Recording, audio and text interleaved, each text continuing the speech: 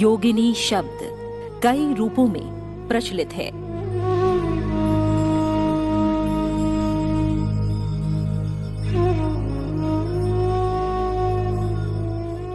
क्या है योगिनी या कौन है योगिनी? क्या है योगिनी का अर्थ?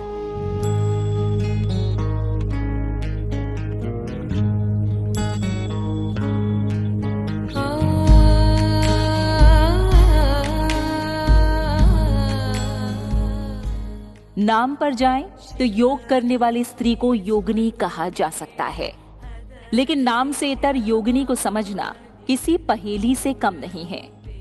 ऐतिहासिक साहित्यों, पौराणिक ग्रंथों और किंवदंतियों या लोक कथाओं में योगिनी की अलग अलग परिभाषा, अलग अलग रूप है। ये भारतीय संस्कृति की चरम शोध सीमा का फल है कि अन्य सभ्यताओं में पितृसत्ता का धौंस रहता रहा है, वहीं भारत की संस्कृति स्त्री की विभिन्न शक्ति के स्वरूपों को पूजती रही है। शक्तिशाली, अदम्य और निडर। जैसा कि शब्दों से पता चलता है, योगिनियां केवल महिला योग प्रणेताएं ही नहीं हैं, अपितु वो गूढ़ ज्ञान का प्रतीक हैं, वो नेतृत्वकर्ता हैं, वो नायक हैं, वो साधक हैं। योगिनी को अलौकिक शक्तियों का प्रतीक बताया गया है। पराशक्ति, सर्वोच्च शक्ति के रूप में योगिनी की कल्पना की गई है। राक्षसों के संहार में योगिनियां दुर्गा और काली की सहायता कर रही थी। शिव साथ खड़ी शक्ति में सहयोगी और घटक के रूप में योगिनियां होती हैं, अर्थात शक्ति स्वरूपा देवी के अंश का स्वरूप है 64 योगिनी।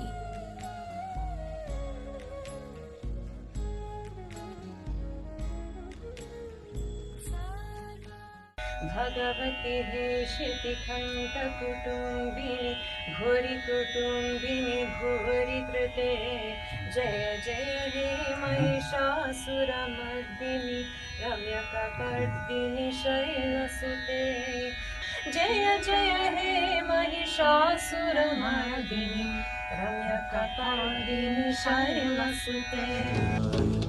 नित्याय शुद्धाय दिगंबराय। योगिनी के कई पवित्र मंदिर अस्तित्व में हैं।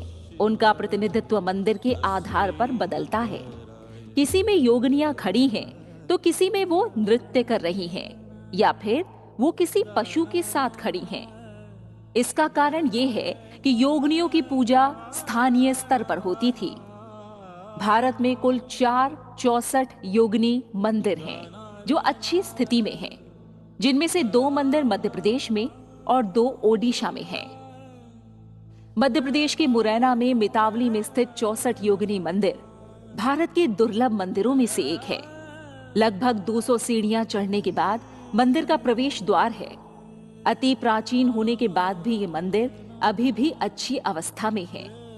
गोलाकार संरचना वाले इस मंदिर में एक गोल बरामदे के इर्द गिर्द 64 कमरे बने हुए हैं।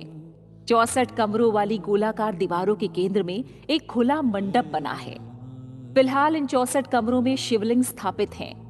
कहा जाता है कि पहले यहाँ 64 योगिनियों की मूर्तियां थी। योगिनी भारत के सबसे अस्पष्ट पंथों में से एक है।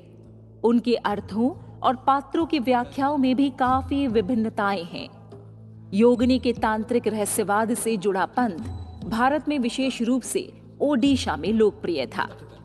भुवनेश्वर के पास हीरापुर में योगिनी मंदिर योगिनी पंथ के बेहतरीन जीवित स्मारकों में से एक है।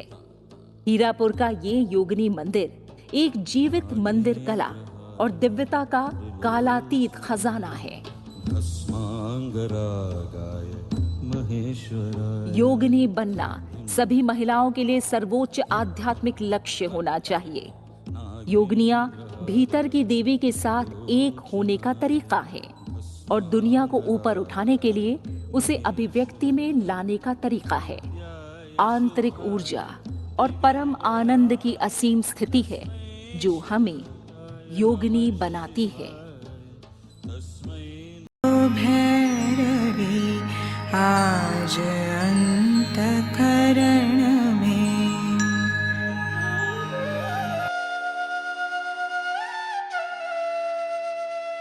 अदृश्या दृश्य रहिता विज्ञानी वेद्य वर्जिता योगिनी योगदा योग्या योगनंदा युगंधरा।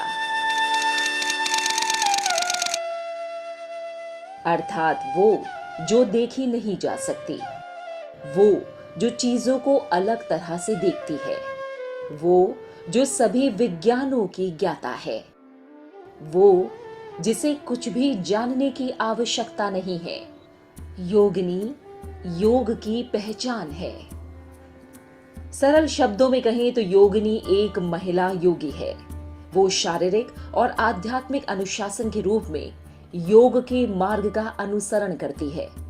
कई अन्य प्राचीन धार्मिक ग्रंथों में योगिनी शब्द का प्रयोग गौड़ देवियों को दर्शाने के लिए किया जाता है, जिन्हें या तो देवी की साथी के रूप में वर्णित किया गया है या देवी की सहायिकाओं के रूप में बताया गया है। योगिनी हमेशा 64 के समूहों में प्रकट होती हैं। हर योगिनी का एक विशिष्ट चरित्र, एक अलग स्वरूप है। मुख्यतः इनका संबंध अष्टमात्रिकाओं से है। देवी महात्म्य के अनुसार इन 8 देवियों ने शुंभ निशुंभ और रक्त बीज जैसे राक्षसों के विरुद्ध युद्ध में मां दुर्गा की सहायता की थी। माना जाता है देवी दुर्गा ने स्वयं मातृकाओं की रचना की थी। इनमें से 7 देवी शक्तियों को संबंधित देवी का ही स्त्री रूप माना जाता है। 8वीं मातृका स्वयं मां काली को माना जाता है। हर एक माता की सहायक 8 शक्तियां हैं, इसलिए इनकी संख्या 64 हो जाती है। योगिनी के 64 चित्रों की श्रृंखला एक कलात्मक और आध्यात्मिक अनुभव है, जो चेतना को जगाती है और दिव्यता के साथ संबंध को मजबूत करती है।